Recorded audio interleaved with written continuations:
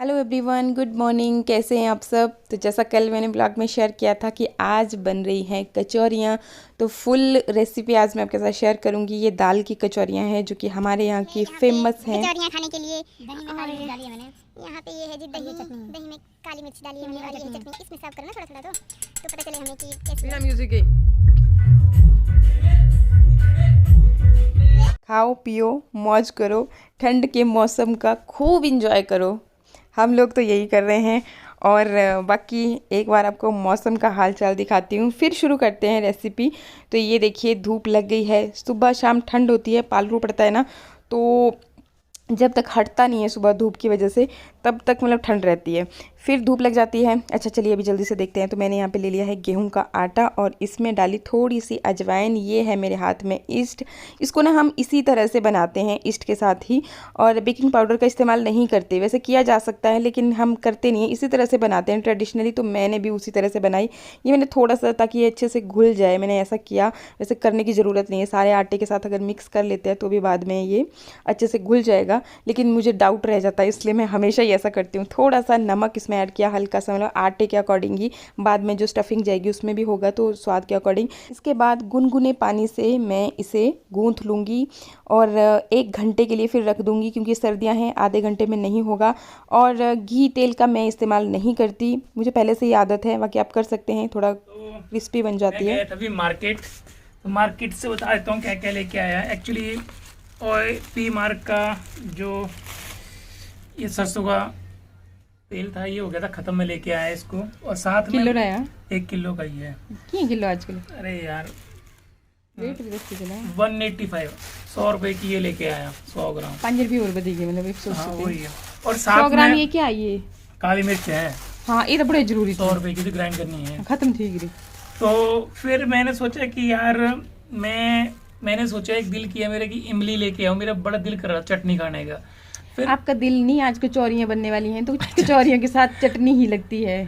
फिर मैंने सोचा कि यार अगर मैं इमली लेके आऊँगा, 1 किलो का पैकेट है, उससे कम तो मिलता ही नहीं है। तो 1 किलो का पैकेट लेके आऊँगा तो फ्रिज में रखूँगा, तो फिर बार बार मेरा दिल करेगा खाने का। मेरा क्या, सबका दिल कर जाता है। और आजकल सर्दी है, सर्दी में ज़्यादा इमली नहीं खाना चाहिए। फिर ज़्यादा इमली में खा लूँगा तो मेरा खून का पानी हो जाता है। तो इसलिए मैंने क्या सोचा, मैंने कहा यार चने की ज्यादा दुकान इमली से खाने से जुकाम खांसी की प्रॉब्लम भी हो सकती है। मैंने कहा चलो बनी बनाई ये चटनी, वाह चटनी वाह ले वाह। आते हैं। मतलब समय आलू की भी छोले बचत दुकान है। ना थे। अच्छा अच्छा, मतलब क्यों कष्ट देना वंदना क्यों को? कष्ट देना वंदना को यार। चटनी बनाने का है। चटनी तो मैंने ही बनानी थी ना।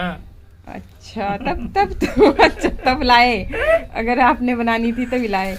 अच्छा अच्छा, ये कहाँ से लाए, थोड़ा सा बताइए ना इसके ये बारे में, लाए कैसी जहाँ है, पे- स्वाद भी है कि नहीं है? जहाँ से मैं चने खाता हूँ अपने, आलू छोले, यहाँ के फेमस। यहाँ के फेमस आलू छोले। उसका तो ये चटनी होती है, बाई गॉड यार, मजा आ जाता है चटनी खाने का। तो मैं जब भी आलू छोले खाने जाता हूँ तो चने, उसको बोलता हूँ चने थोड़े कम देना, पर चटनी के 3-4 वो क्या बोलते हैं कटोरी, 2 कटोरी तो मैं डाल ही देता हूँ, मैंने तरी और और ये एक और मैं इनकी पोल खोल देती हूँ कि ये ना चुपके चुपके यहाँ से निकलते हैं और मिलते कहाँ हैं, चने की दुकान पे।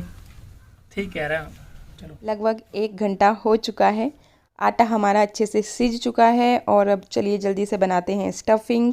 स्टफिंग बनाने के लिए दाल चाहिए होगी, जो मैंने रात को ही भिगो करके रख दी थी। ये रही दाल। तो ये है उड़द की दाल और चने की दाल और थोड़ी मूंग की दाल। मूंग धुले हुए थे पीले पीले, तो मूंग और चने की आपको एक जैसी ही नज़र आएगी। तो रात भर मैंने भिगो करके रखा था और अभी सुबह मिक्सर जार में इसे पीस लिया। अभी देखिए यहाँ पे इसमें क्या क्या मसाले डालने वाली हूँ। पहले तो खूब सारा प्याज, जब भी कोई भी फ्राई चीज़ बनती है ना, उसमें अगर खूब सारा प्याज ना जाए ना, तो मुझे तो जैसे स्वाद लगता ही नहीं है। तो इसलिए इसमें डाल दिया पहले प्याज, अच्छी तरह से महीन काट करके। और साथ में ये धनिया, आजकल क्योंकि सीज़न में भी है और धनिए से तो मतलब स्वाद बहुत बढ़ जाता है। धनिया भी डाल दिया, साथ साथ में मैं काटती भी चलूँगी और साथ साथ में डालती भी चलूँगी, आपको दिखाती भी चलती हूँ क्या क्या डाला फिर। और साथ में ये 2 मिर्चें ले रखी हैं हरी, इनको भी बारीक बारीक काट करके डाल दूँगी।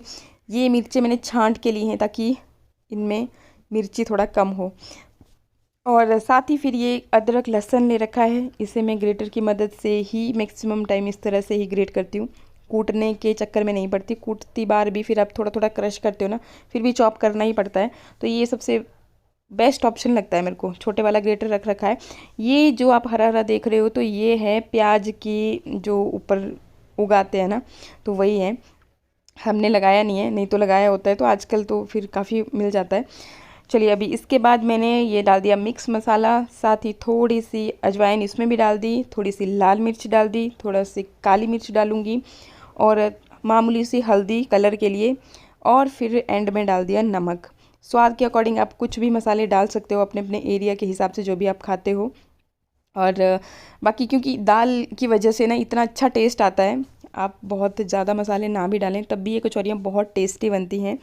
और ये जो मेरा बर्तन था ना, ये हो गया था थोड़ा सा छोटा, मतलब छोटी वाली थाली ली थी मैंने, फिर ये थोड़ा कंजेस्टेड हो रहा था और स्पून की हेल्प से अच्छी तरह से मिक्स हो नहीं पा रहा था। मैं सच बताऊं तो जब तक मैं अपने हाथ से इस तरह से मिक्स नहीं करती ना चीज़ों को, तो मुझे कंफर्टेबल और तसल्ली मिलती नहीं है, तो फिर मैं आराम से इसी तरह से करती हूँ। अभी चलिए फटाफट से अब कचौरियों को भी तैयार करते हैं। तो आटा देखिए यहाँ पे अच्छे से हमारा सीज चुका था।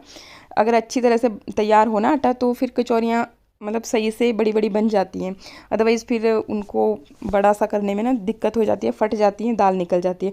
तो पहले एक कटोरी की तरह शेप बनाई मैंने और उसमें दाल डाल दी, और फिर से ऐसे ही गुठों की और फिंगर की हेल्प से घुमाते चली, तो ये खुद ब खुद थोड़ी सी चपटी हो जाती है। फिर बाकी का काम आप दोनों हाथों से इस तरीके से कर लो, जितनी आप बड़ी सी बनाना चाहते हो, जब तक आपकी दाल बाहर को ना निकले आप कर सकते हैं।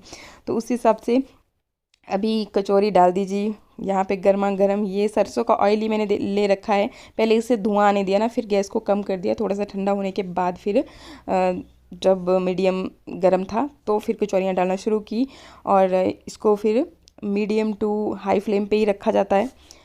तो बस अब फटाफट से मैं सारी कचौरियाँ इसी तरह से फ्राई कर लूँगी। डीप फ्राई इनको करते हैं तो ये बहुत क्रंची भी बनती हैं, और ईस्ट की वजह से बाद में फिर अंदर से बिल्कुल एकदम जैसे हमारे ब्रेड होते हैं ना, उस तरह से सॉफ्ट होती हैं।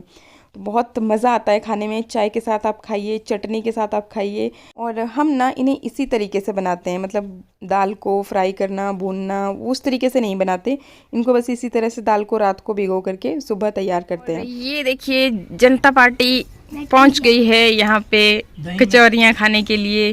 दही में काली मिर्च डाली है मैंने, यहाँ पे ये है जी दही, चटनी है, दही में काली मिर्च डाली है मैंने, और ये है चटनी। इसमें सर्व करो ना थोड़ा थोड़ा तो पता चले हमें कि कैसी है। हाँ जी हाँ जी, बिल्कुल ऐसे ही सर्व करने के लिए बोल रहे थे हम। थोड़ी सी चटनी भी दिखा दीजिए कैसी है। ये ले ये देख, ये चटनी। वाह वाह क्या बात है। और ये रहे हमारी कचौरियाँ गर्मा गरम। क्या बात है, क्या बात है। तेरे को भी दे देंगे रे, ये बस अपनी ही समझ के खाते जाओ, खाते जाओ, खाते जाओ। शानवी आजा जल्दी से, मोबाइल लेके आ बेटे, उससे जा, चख के बता दो ना आप कैसी है। छोटा सा टुकड़ा लीजिए और चख के बताइए हमें, नमक वगैरह सब अच्छा हुआ है कि नहीं। बहुत अच्छा, अभी हो रहा है मेरा ब्रेकफास्ट, बहुत अच्छा। हम भी आपके साथ ही हैं। मेरा पहले बार दूसरे बार चल पड़ा। हाँ जी ठीक है। मैंने इतने सारे ही बाइट एक ही दम से ऐसे खाए। अरे वाह, आप इतना खाती हैं तो आपकी सेहत इतनी कम कैसे है रे लड़की। मैंने इतना खा लिया, मैं तो नहीं। देखो इन्होंने पहले ये टोस्ट खाए हैं सबने, इन्होंने ये देखो मिट्ठू के हाथ में भी है, अभी लास्ट में नींबू पानी पी रहा हूं। साथ में आप देखो इधर, ये देखो ये हैं कचौरियाँ आलू वाली है ना। और इससे पहले थोड़ी देर पहले ही वो दूसरी वाली कचौरियाँ खाई, उनकी प्लेटें ये खाली हैं, खाली पड़ी हुई है देखो। चने खाए मैंने, इससे पहले चने खाए, लास्ट में नींबू पानी। ओह माय गॉड, इतना मैं बोल रही हूँ एक इंसान आम इंसान नहीं खा पाएगा। ये देखिए ये मतलब खाली कर दी प्लेटें, अभी ये अभी बाकी है, इसको मैंने अभी खाना खाया है इनको देने के चक्कर में ना। अच्छा मजा आ गया, मजा आ गया। हाँ जी शानवी जी आपको भी मजा आया। लस्सी के गिलास ये पड़े हुए हैं। ये देखो ये आज तो लस्सी ना मेरी सासू माँ ने भेजी हुई है। 1 घंटा वेट करता रहा ना गाड़ी का मैं, 1 घंटा वेट करके इनको लस्सी मिली, और देखो इन्होंने कैसे चट कर दी है। इसको फ्रिज कर बेटे, जल्दी कर दे। इतना शोर है ना। मिट्ठू ने की सबसे पहले मिट्ठू ने शुरुआत की, और मिली भी मिट्ठू के लिए ना। नानी को बोला था ना मिट्ठू ने कि नानी मेरे लिए प्लीज दे दो, तो नानी ने फिर लस्सी भेज दी। ऐसा है, मतलब आप सोचोगे कि इतना ज्यादा कौन खाता है, ये पेट है कि कुएं हैं इनके। अब तो नहीं, और कल तो संडे आज सैटरडे था, इसलिए कल की छुट्टी है। देखो पागल हो जाए कोई इंसान, इनके घर में 4 आदमी है और नहीं मैं नहीं खाऊंगा, अब तो नहीं, मम्मा को खिला दे। आप भी खा लो, ये 2 हमें 20 रुपए चाहिए, मैगी खानी है। अब और चलो ठीक है, अब और ज़्यादा नहीं मैं बोल सकती क्योंकि मैं तो थक गई इनकी बातें सुन सुन के, आप भी थक गए होने। ये देखिए खाया पिया और फिर इतनी सारी मस्ती, सेहत कहाँ से बनेगी। ये तो बिल्कुल नहीं शर्माती, लेकिन ये बहुत शर्माता है अपने साथ, फिर इसको भी लगा करके मैं कभी भी वीडियो बनाने लगती हूँ ना तो मिट्टू भाग जाता है कि नहीं मेरे को नहीं आता डांस, और सभी बोलेंगे कि मिट्टू को अच्छा डांस नहीं आता तो मेरी बेइज्जती हो जाएगी। फिर जीशान भी ने धीरे धीरे इसको अपने साथ लगा करके, मतलब होनी चाहिए ये क्वालिटी भी बच्चों में, शर्माने वाली नहीं होनी चाहिए। अच्छा इसके बाद नेक्स्ट है संडे, तो संडे को इनको रहता है कि बस सबसे पहले ब्रेकफास्ट में मैगी खानी है और रूटीन ही बना लिया है। तो फिर हम लोग भी थोड़ा लेट उठते हैं, इसलिए फिर चलो उनका ब्रेकफास्ट हो जाता है बच्चों का, और हम तो ऐसे भी लेट लतीफ़ कई बारी तो ब्रेकफास्ट प्लस लंच इकट्ठा ही हो रहा होता है। तो आज हम खूब सारी चीज़ें बनाने वाले हैं, राजमा वगैरह, कढ़ी चावल, ये सब चीज़ें तो आराम से बनाएंगे भी और आपके साथ रेसिपी शेयर भी करेंगे।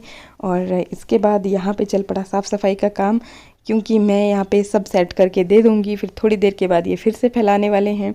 अब बच्चे हैं, कितना डांटूँ कितना समझाऊँ, तो चलिए टाइम के साथ साथ ना खुद समझते चलते हैं।